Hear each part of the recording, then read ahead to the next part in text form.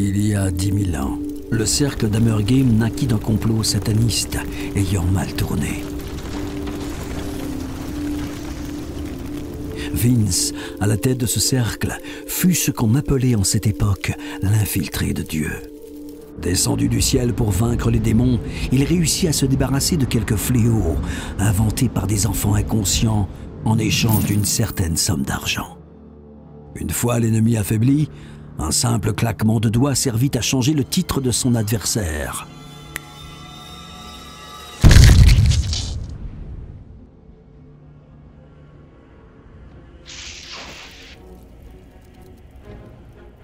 Mais lors d'un combat contre une énième abomination nommée Extinction, l'infiltré puisa dans ses dernières réserves afin d'asséner le coup de grâce à la créature. Malgré la victoire du héros, la mort de son adversaire donna naissance à un nouveau fléau. Vince fut depuis ce jour contraint de prendre un temps considérable pour préparer son plan de destruction. Depuis, alors que les démons peuplaient la terre des dieux, nous n'entendîmes plus jamais parler de lui. C'est alors que quelques années plus tard, ce qui semblait être un infiltré de Dieu réapparut pour rétablir la lumière. Plus grand, plus fort, plus puissant, pour une bonne fois pour toutes se combattre contre un grand démon appelé par ses frères Afterlife.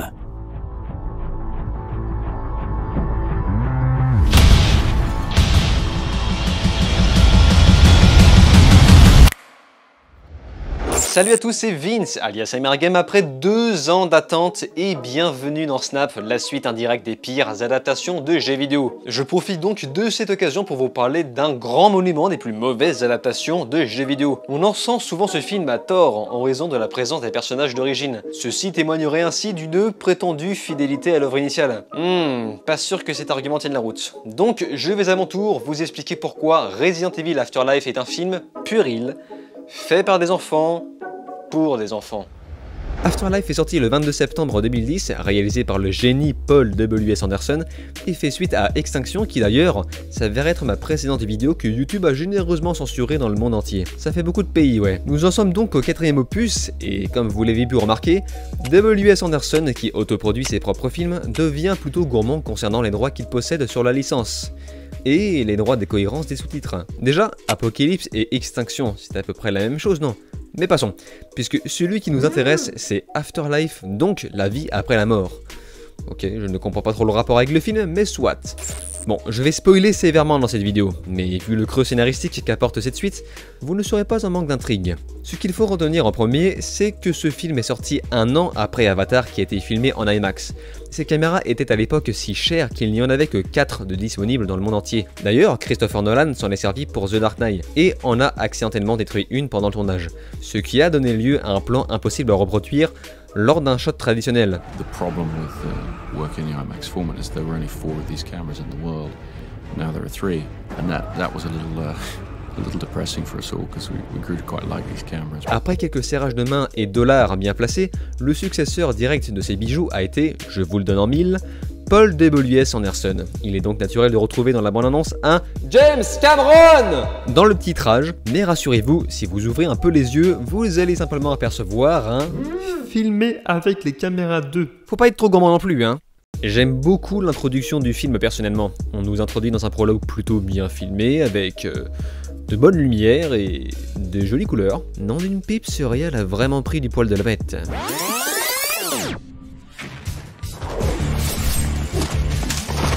Ouais, non.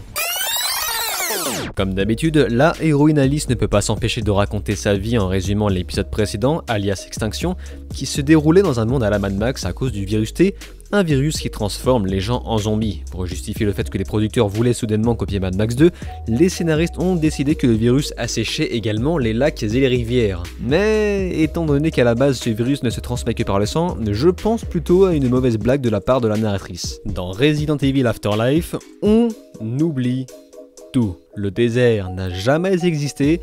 D'ailleurs, 10 ans après l'apocalypse, le feu est toujours là. Et en parlant d'extinction, vous vous rappelez sûrement du cliffhanger, celui qui nous laissait suggérer que l'épisode suivant tournerait autour des clones d'Alice. et ces derniers seraient capables de développer de nouveaux super pouvoirs afin d'affronter Wesker dans son QG personnel par exemple. Eh bien c'est le cas, mais dans un court-métrage de quelques minutes en guise d'introduction, avec Alice dans le rôle de Trinity et Wesker dans le rôle de l'agent Smith. Après une flopée de scènes d'action pompées comme jamais sur Matrix où Mila s'amuse avec ses câbles, on y découvre également Alice qui tue tout le monde avec son super pouvoir. Pourquoi n'a-t-elle pas fait ça depuis le début? Eh bien le mystère restera à tout jamais entier dans les profondeurs des abysses. Pam pam boum boum, explosion à l'Akira, Alice vs Wesker, antidote sorti de nulle part, Alice redevient humaine, crash, bilan. Déjà, je ne comprends pas pourquoi Alice remercie Wesker de l'avoir fait redevenir humaine. Comme si ses super pouvoirs étaient handicapants. Il y a-t-il un moment où Alice est dérangée d'avoir ses dons? Bon, ensuite, j'ai clairement vu du feu engouffrer le plan, donc en plus d'avoir survécu à un crash. Pourquoi ignorer le fait qu'ils sont censés être carbonisés? Je déconne, on s'en fout, ce film est bourré d'incohérences. Plus tard dans le film, Alice part à la recherche de survivants et tombe sur Claire avec un jouet sur le torse. Mais ce, après quelques jumpscares pour réveiller les quelques spectateurs désintéressés. Suis-je obligé d'ajouter le fait que ce bout de plastique rouge est tiré du jeu Resident Evil 5 ? Oui. On se rend donc compte que lorsqu'Alice extrait ce morceau de plastique du torse de Claire, cette dernière retrouve une partie de sa mémoire. C'est ainsi que les protagonistes partent en expédition à la recherche d'Arcadia, une utopie diffusée en boucle à la radio. Oui, je sais, comme dans tous les films de zombies qui finissent sur une embuscade. Putain, c'est un film de zombies au fait. Sans troller, j'étais vraiment en train d'oublier en écrivant ça. Avant de se rendre à Arcadia, les héros décident de faire une petite escale dans une prison en 3D mal incrustée. Leur objectif est de pêcher quelques survivants à bord de leur avion sans place. C'est ainsi qu'on aborde quelques têtes inintéressantes, bonnes à se faire buter plus tard, avec Tig, putain! Et ça fait plaisir. Baisse ton pantalon, connard. Pourquoi? Baisse ton pantalon. Quoi? Qu'est-ce que tu vas faire? Je vais lui enfoncer cette flûte dans le cul. Parmi les personnages intéressants, on a Prison Break dans le rôle de Chris, et autant dire qu'il a plutôt la gueule de l'emploi. Faut bien rentabiliser le film en faisant venir des acteurs connus, mais pas cher, parce que c'est clairement ce que sont les acteurs de séries au cinéma. Après un repas avec de la bouffe magique sortie de nulle part, et une scène de douche habillée pour ne pas choquer les enfants qui regardent le film quand même, les zombies parviennent à atteindre l'intérieur de la prison depuis la Terre. Et évidemment, ils ont gentiment attendu l'arrivée de Mila Jovovich pour débarquer. Mais ce n'est pas tout, car un bourreau sorti de nulle part fait surface. Suis-je obligé d'ajouter le fait que ce personnage est tiré du jeu Resident Evil 5 ? Oui. Donc ça nous laisse place à une grosse scène de baston riche en ralenti, super moche, et mise en scène incohérente. Ce qui signifie qu'on arrive à ma scène préférée, le chinois qui meurt. Pas celle-là. Par contre, je tiens à ajouter une chose à ce sujet, que ce n'est pas un chinois, mais un canadien. Non, c'est juste qu'on a à peine eu le temps de développer de l'empathie pour lui qu'il crève déjà. On ne sait tellement rien de sa personnalité qu'on nous force à l'appeler chinois. Bon, de toute façon, tous les archétypes de diversité stupide sont là. Le Renoir basketteur, l'Asiate sans âme, le personnage féminin oubliable qui fait la cuisine, le traître en costard et le pervers chauve. Concernant l'une des scènes qui suit, je l'adore pour plein de raisons. Déjà, une multitude de questions se posent quand j'assiste à cette œuvre d'art. Comme par exemple, pourquoi tout est au ralenti? Pourquoi Claire glisse en dessous du monstre alors qu'elle prendrait moins de risques à le contourner? Pourquoi Claire arrive à produire une cascade impossible à réaliser IRL dans une pièce glissante alors qu'elle est censée être humaine? Pourquoi le bourreau parvient à exploser des piliers en un coup alors que juste avant, il a mis un quart d'heure à faire tomber un foutu portail tout rouillé qui ne tient que sur un clou? Et enfin, dernière question, pourquoi quand Claire tire sur le bourreau, il ne meurt pas, et quand Alice tire avec exactement la même arme, il explose? J'attends vos théories. Parce qu'elle a des super pouvoirs. Je ne comprends pas l'intérêt de faire redevenir Alice humaine au début du film. Finalement, ce personnage n'a vraiment aucune évolution du début à la fin. Bon. Un mot également sur ce pistolet à pièces. J'ai trouvé l'idée tellement cool et originale qu'ils ont forcément pompé ça quelque part. Je doute fortement des compétences d'un scénariste qui repompe des éléments du jeu gratuitement pour juste après nous sortir une idée pareille. Donc si quelqu'un pourrait me donner la réponse. Pour en revenir au film, Tig applique son script de traite en piquant l'avion pour s'enfuir, ce qui nous laisse place à un passage un peu marrant d'ailleurs. Voilà, c'était marrant. Et je vous propose donc d'avancer de suite jusqu'à la fin. Bon, évidemment, Arcadia était une embuscade d'Umbrella pour capturer des gens afin de faire des tests sur eux sans déconner. Mais on s'en fout. Moi, ce qui m'intéresse, ce sont les scènes d'action. On arrive donc à un passage qui m'embête un peu car je me sens obligé de faire des comparaisons aux jeux vidéo. Et comme je compte éviter ça au maximum, afin de prouver que le film ne colle pas seulement dû à son adaptation, je vous propose donc de torcher tout ce résumé jusqu'à la fin, maintenant. Les gentils battent le méchant, Alice fait des cascades incohérentes, Wesker s'échappe avec les planeurs de Killzone, Alice le fait péter à distance par la magie du scénario, les gentils relancent Arcadia, le basketteur a survécu à ça, what the fuck mec, et Cliffhanger sur l'énorme décolleté de J. Valentine. Bon, maintenant je vais pouvoir revenir à cette scène, et celle-ci fera la transition à ma conclusion. La terrible scène de confrontation entre Claire Redfield et son frère Chris face au grand méchant de la saga vidéoludique, le charismatique Albert Wesker. Ce dernier mettra les protagonistes à rude épreuve, accompagné d'une réalisation inspirée de Matrix, qu'on peut reconnaître avec les Bullet Times ou encore de Mission Impossible 2 de John Woo. Paul W.S. Anderson nous prouve dans une simple séquence qu'il est capable de nous pondre une scène d'action soigneuse, malgré un manque d'originalité et quelques plantes achetées dans la composition de l'image. Bien, maintenant je vais vous montrer une scène du jeu Resident Evil 5 sorti le 5 mars 2009, soit presque 2 ans avant ce film.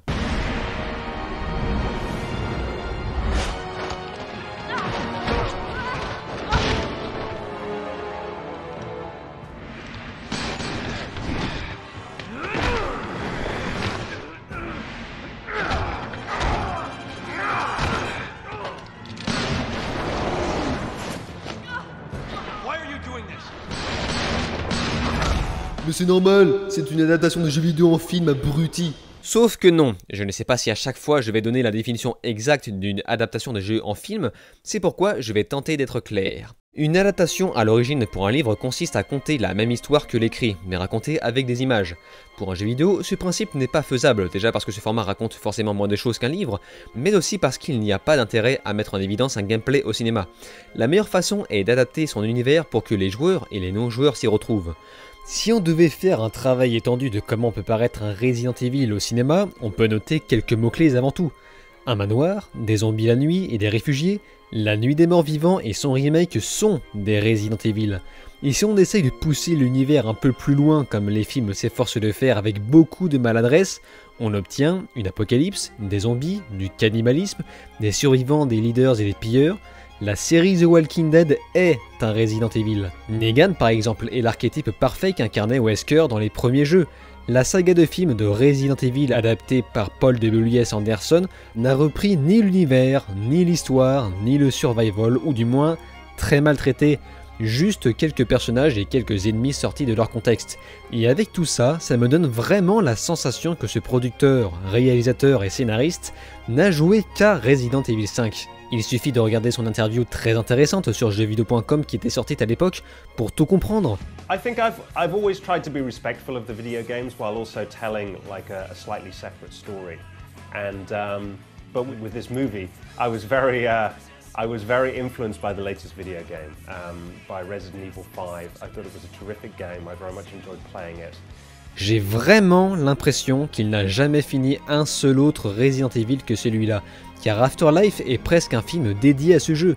S'il avait joué à Resident Evil 4 le jour de sa sortie par exemple, il en aurait fait largement de même avec ses films précédents, car ce même jeu proposait des boss 10 fois plus charismatiques et marquants que le bourreau de Resident Evil 5 qui frôle le trash mob oubliable. Et si on en revient au film en lui-même, le résultat est si confus que quand on prend du recul, on a réellement l'impression de regarder un film, comme je vous le disais au début, fait par des enfants pour des enfants. Et c'est la même chose que les films de Capcom, mais ce n'est pas le sujet et on y reviendra probablement plus tard. Bref, vous l'avez compris, Resident Evil Afterlife n'est pas bon, mais malgré tout, je dois vous confesser quelque chose. J'aime ce film. Finalement, c'est tellement médiocre que celui-ci en deviendrait presque génial. Il existe un terme pour ça, puisque nous avons affaire à un nanar 100% pur beurre. Et sachez que je suis allé voir ce film au cinéma et en 3D. Et moi qui m'attendais à ressortir avec une frustration de l'extrême, bah putain, j'ai passé un bon moment. J'ai rigolé, devrais-je même rajouter. Et c'est une des rares fois que la 3D relief faisait vraiment effet sur moi. Ça se sent à 10 000 lieues qu'ils se sont éclatés à faire ce film. Je me trompe peut-être, mais c'est vraiment l'impression que j'ai eue en le regardant. Et c'est ce sentiment de bien-être faisant partir la déprime que j'ai ressenti. Et en plus de ça, s'il y a un bon point à donner, un seul, c'est bien la photographie, l'imagerie, les couleurs, etc. Beaucoup de professionnels me démentiront, et peut-être à raison, car ce film est certes mal réalisé, filmé avec le cul, et peuplé d'incrustations dégueulasses qui évoquent un fan film YouTube, avec un montage chaotique, mais S'il y a une chose qu'il faut bien admettre, c'est que Paul W.S. Anderson est un bon chef-op, et si j'étais réalisateur par exemple, j'aimerais l'avoir en tant que tel à mes côtés. Afterlife a été filmé avec des caméras IMAX qui ont servi à Avatar juste avant, et ça se voit que W.S. prend son pied à filmer chaque plan qui s'impose. Les ralentis, aussi mauvais soient-ils, sont dénonciateurs d'une façon de nous faire profiter de la haute définition de l'IMAX. Donc une seule chose que je retiens, Paul W.S. Anderson est un amoureux des caméras de qualité, tout comme moi et tous les rêveurs de cinéma. Et c'est une chose qu'on retrouvera probablement dans ses films suivants, qui se terminent sur d'éternels cliffhangers. C'est sur ces dernières paroles qu'on se laisse, et j'espère que cette critique vous a plu, c'est la mienne, et je vous conseille donc ce film qui vous fera passer un bon moment, et vous garantira une excellente tranche de rigolade, et c'est bien ce qui est demandé pour un film. Non? En revanche, je ne peux pas laisser une telle licence sur un film de cette ampleur. C'est pourquoi il est grand temps de claquer des doigts afin de changer le titre de cette abomination.